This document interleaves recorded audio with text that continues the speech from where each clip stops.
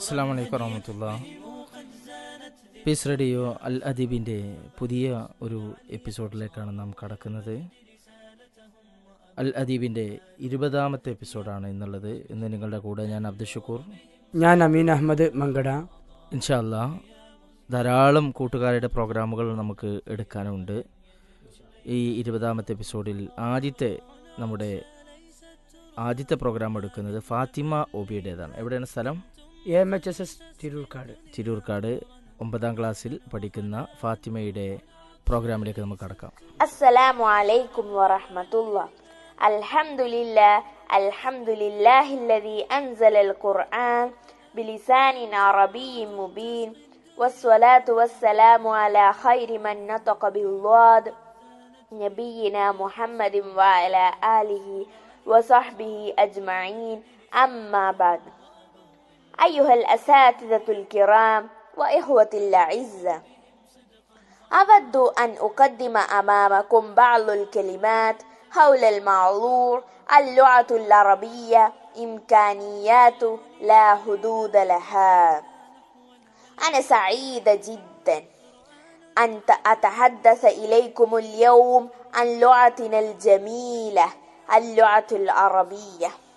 لها مكانة عظيمة في العالم، يتحدث بها مئات الملايين. هي واحدة من اللغات الرسمية في المتحدة، وهذا يعطيها درجة مرتفعة في العالم. العربية يا أحبة ليست لغة الماضي القديم، بل هي لغة الحاضر والمستقبل. هي لغة التي لا تموت ولا تشيخ ولا تنحنى أمام الزمان. والأهم من كل شيء وهي لغة التي أنزل بها القرآن الكريم. القرآن أحياها وجعلها خالدة إلى يوم القيامة. والعربية مثل البحر، كلما عصفنا فيها وجدنا كنوزا من المعاني الجميلة، كما قال الشاعر حافظ إبراهيم: أنا البحر في أحشائه الذر كامل، فهل سأل الغواص عن صدفاتي. أيها المستمعون، لقد تغير العالم، ظهر الذكاء الاصطناعي، انتشرت التكنولوجيا، لكن العربية لم تتوقف مسيرتها، بل دخلت الشاشات، نطقت في الهواتف، نبرمج بها الروبوت، ونعلم بها الآلات التقنية. تتجدد اللغة العربية وتتقدم مع السطور. أجل، اللغة العربية مثل سيارة سريعة تستطيع أن تسابق الزمن بعجلاته على طرق التكنولوجيا الحديثة. وفي عصر الراهي ما زالت العربية تزدهر وتستمر مسيرتها.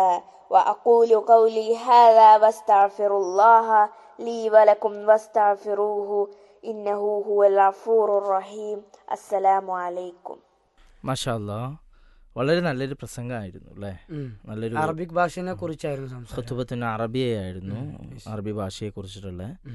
ഇൻഷാ അല്ലാ ഇങ്ങനെ ധാരാളം പ്രോഗ്രാമുകൾ ഇനിയും കാത്തു നിൽക്കുകയാണ്. നമ്മൾ കഴിഞ്ഞ എപ്പിസോഡുകളിലൊക്കെ വന്നതുപോലെ തന്നെയുള്ള പ്രസംഗമായതുകൊണ്ട് കൂടുതൽ നമുക്ക് സംസാരിക്കേണ്ടതില്ല. ഫൈഹ PKയിലേക്കാണ് നമ്മൾ പോകുന്നത്. ഓക്കെ, നോബൽ സ്കൂൾ മഞ്ചേരിയിലെ ഫൈഹയുടെ ഒരു പ്രോഗ്രാമാണ്. അവർ LP സ്കൂൾ വിദ്യാർത്ഥിയാണ്, 2ാം ക്ലാസ്സിലാണ് പഠിക്കുന്നത്. ഒരു വ്യത്യസ്തമായ ഒരു പ്രോഗ്രാം. അസ്സലാമു അലൈക്കും വറഹ്മത്തുള്ളാഹി വബറകാതുഹു. الآن أنشط أمامكم شعرا باسم علم النور في بحر حجز. إنني طفل صغير وغدا أعد كبيرا أبذل الجهد وإني أطلب العلم المنير.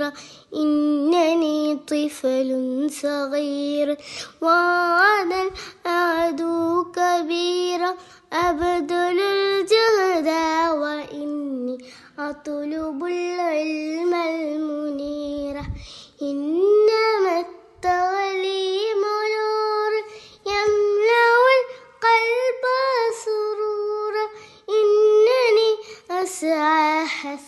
خصيص للمعالي باجتهاد إنما التعليم نور يمنع القلب سرورا إنني أسعى حثيثا للمعالي باجتهاد أنشد المجد وأرجو كل عز للبلاد فإذا كنت مجدا للت في الدنيا مراني أنشد المجد وأرجو كل عز للبلاد فإذا كنت مجدا للت في الدنيا مرادي ظل من كان كسوما وارتضى عيش الرقاد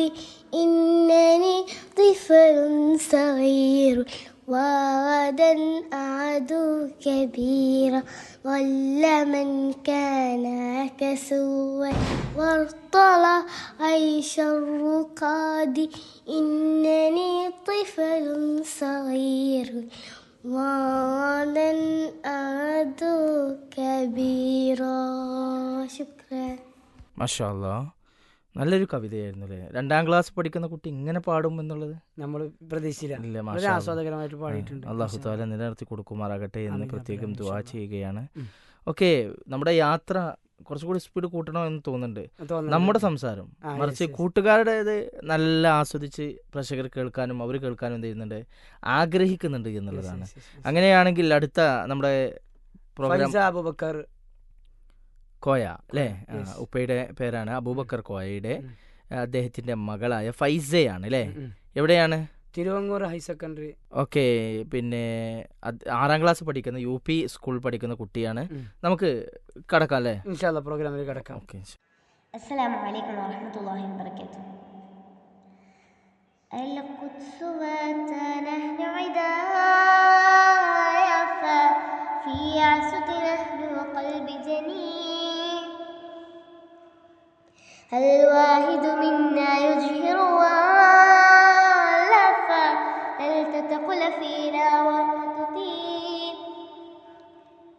ما هان الحق وليك ولا خفا أوتتنا إيمان ويقين لن نسكت لن نستسلم لا لا لا لا لا لا لا نفتيك لنحيا على فلسطين فلسطين بلادي نحملها جرها أو أملا لا لا لا لا لا لا ونبقى فيها اليوم الدين فلسطين بلادي كي تشرك شمسك فوق حمانينا وينام سعودك مبتسمين ونراك بهير حين تنافسينا ليمال بلوت وبسعتي سنعودك وطنا ومافسينا أهرالا نسمو متحدين لن نسكت لن نسكت لن نستسلم لا لا لا لا لا لا لا نفتيك لنحيا على فلسطين فلسطين بلادي نعملها جرها أو أملا لا لا لا لا لا لا ونبقى فيها اليوم الدين فلسطين بلادي كي تشرك شمسك فوق هماهينا وينام سعودك مبتسمين ونراكب هير حين الناسينا ليمال بلوت وبسعتي سنعودك وطنا ومافسينا أهرالا نسكو متحدين لن نسكت لن نسكت لن نستسلم لا لا لا لا لا لا لا نفتيك لنحيا على فلسطين فلسطين بلادي نعملها جرها أو أملا لا لا لا لا لا لا ونبقى في فلسطين بلادي لن نسكت لن نستسلم لا لا لا لا لا لا لا ونبقى في اليوم الدين فلسطين بلادي لن نسكت لن نستسلم لا لا لا لا لا لا لا نفتيك لنحيا على فلسطين فلسطين بلادي. ഫിലസ്തീന് ബിലാദി അല്ലേ? Yes yes. വളരെ ഇപ്പോൾ ട്രെൻഡിങ് ആയൊരു ഫലസ്തീനെ കുറിച്ച് ഫലസ്തീനെ കുറിച്ചുള്ള പിന്നെ ഒരു പാട്ടാണ്. ഇത് നമ്മള് എല്ലാ ഇതിനും സ്റ്റേറ്റിൽ നിന്നൊക്കെ ഫസ്റ്റ് സംഘഗാനമായിട്ടൊക്കെ പാടാറുള്ള ഫിലിസ്തീനി ബിലാദി എന്ന് പറഞ്ഞു നിർത്തുന്ന പാട്ടാണ്. മാഷാ അല്ലാഹ് വളരെ നന്നായിട്ട് തന്നെ ആര് പാടി? നമ്മുടെ പിന്നെ ഫൈസ നന്നായി തന്നെ എന്ത് ചെയ്തു, അത് അവതരിപ്പിച്ചു എന്നുള്ളതാണ്. ഓക്കെ, ഇൻഷാ അല്ലാഹ് നമുക്ക് ഇനിയും വ്യത്യസ്തമായ കൂട്ടുകാർ വ്യത്യസ്തമായ പ്രോഗ്രാമുകളാൽ നമുക്ക് വരാനുണ്ട് എന്നുള്ളതാണ് ഇൻഷാ അല്ലാഹ്. അടുത്തത് ആരാണ്? ഫൈസ ജെ. ഫൈസ ജെ. മറ്റേത് ഫൈസ അബൂബക്കർ കോയ ആണെങ്കിൽ ഇത് ഫൈസ ജെ ആണ് അല്ലേ? School SPM UP school. Okay, UP school തന്നെയാണ്, 6ാം ക്ലാസ്സിൽ തന്നെയാണ്. ഇതും ഒരു ഓച്ചിറ. ഓക്കെ, അപ്പോൾ ഓച്ചിറയിൽ നിന്നാണ് ഫൈസ ജെ നമ്മോട് സംസാരിക്കാൻ പോകുന്നത്. ഇൻഷാ അല്ലാഹ് പ്രോഗ്രാം അവതരിപ്പിക്കാൻ വരുന്നത് നോക്കാം നമുക്ക് അല്ലേ?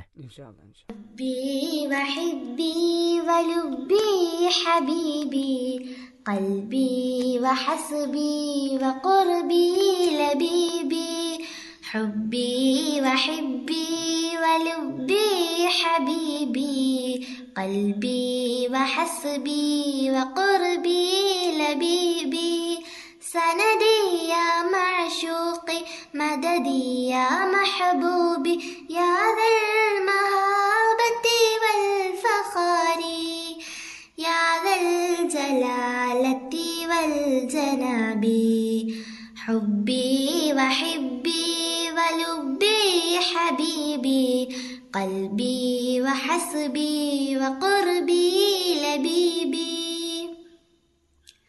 في أرض مكة ولد النبي في النسب المعروف هو هاشمي قد هلك البلاط للمشركين قد هبت السلطات للكافرين ثبت الهدى نشت الصدى للحق والريق في الأناس للحق والريق في الأناس حبي وحبي ولبي حبيبي قلبي وحسبي وقربي لبيبي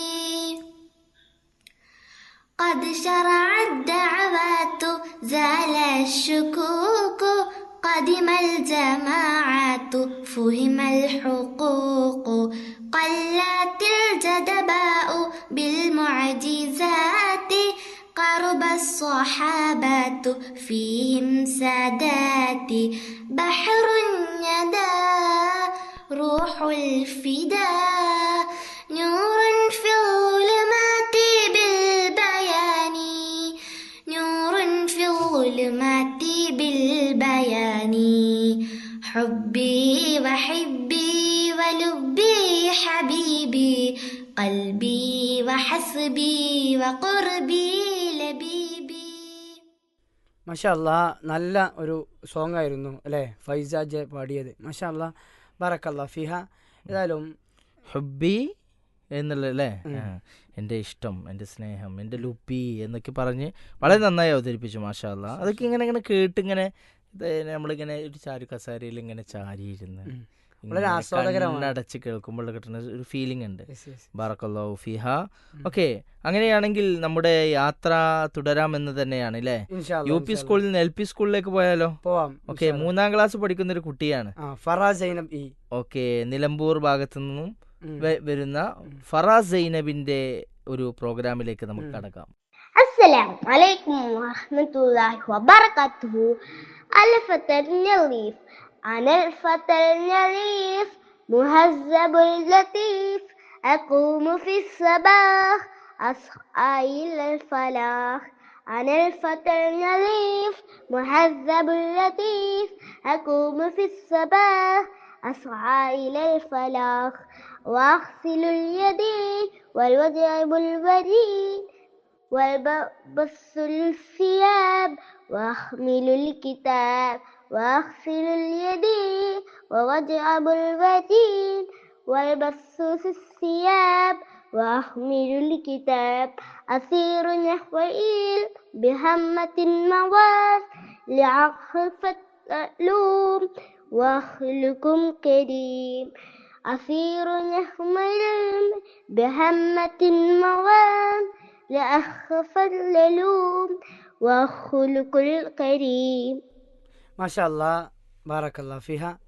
വളരെ ഉഷാർ പ്രോഗ്രാമായിരുന്നു. നല്ല ആസ്വാദകരമായ ഒരു സോങ്ങാണ് പാടിയത്. ഓക്കെ, ഒരു LP കുട്ടി എന്നുള്ള നിലക്ക്, 3ാം ക്ലാസ് പഠിക്കുന്ന കുട്ടി എന്ന നിലക്ക് അതിൽ മിയ കൊടുക്കാം നമുക്ക്. കൊടുക്കാം അല്ലേ? ഇൻഷാ അല്ലാ, തീർച്ചയായിട്ടും. ഏതായാലും നമുക്ക് അടുത്തൊരു പ്രോഗ്രാമിലേക്ക് കൂടി പോവാം. ഓക്കെ, തീർച്ചയായിട്ടും. ഒരുപാട് അതിഥികൾ നമ്മുടെ വെയിറ്റ് ചെയ്യുന്നുണ്ട്. തീർച്ചയായിട്ടും നമ്മുടെ അല്ലദീബ് ഇപ്രാവശ്യം പൊളിച്ചടക്കിയിരിക്കുന്ന നമ്മുടെ മക്കള്.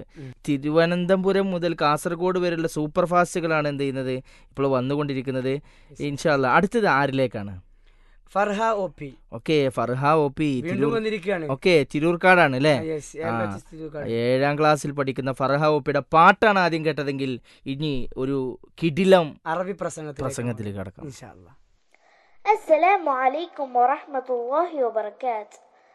الحمد لله الذي أنزل القرآن بلسان عربي مبين، والصلاة والسلام على خير من نطق بالضاد نبينا محمد وعلى آله وصحبه أجمعين. أما بعد، أيها الأساتذة الكرام وإخوتي الأعزاء، أود أن أقدم أمامكم بعض الكلمات حول الموضوع اللغة العربية إمكانيات لا حدود لها.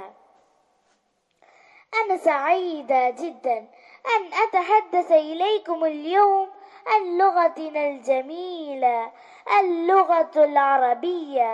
لها مكانة عظيمة في العالم يتحدث بها مئات الملايين.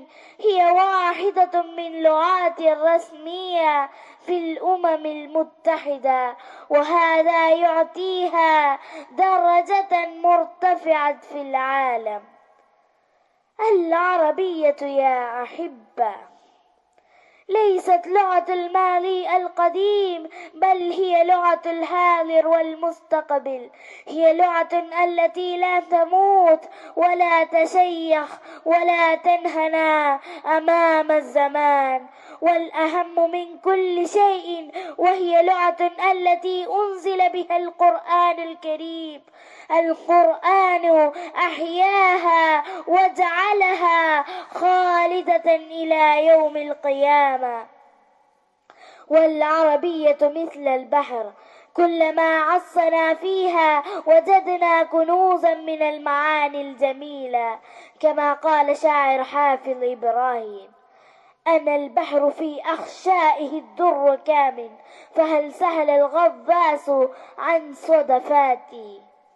أيها المستمعون، لقد تغير العالم، ظهر الذكاء الاصطناعي، انتشرت التكنولوجيا، لكن العربية لم تتوقف مسيرتها، بل دخلت الشاشات، نطقت في الهواتف، نبرمج بها روبوت ونعلم بها الآلات التقنية. تتجدد لغة العربية وتتقدم مع التطور.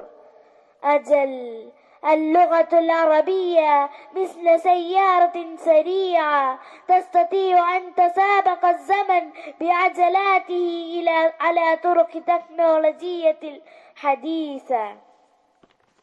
وفي العصر الراهن ما زالت العربية تزدهر وتستمر مسيرتها. وأقول قولي هذا واستغفر الله لي ولكم واستغفروه إنه هو الغفور الرحيم. മാഷാ അല്ലാ, വളരെ ഉഷാറ് പ്രസംഗമാണ് അല്ലേ?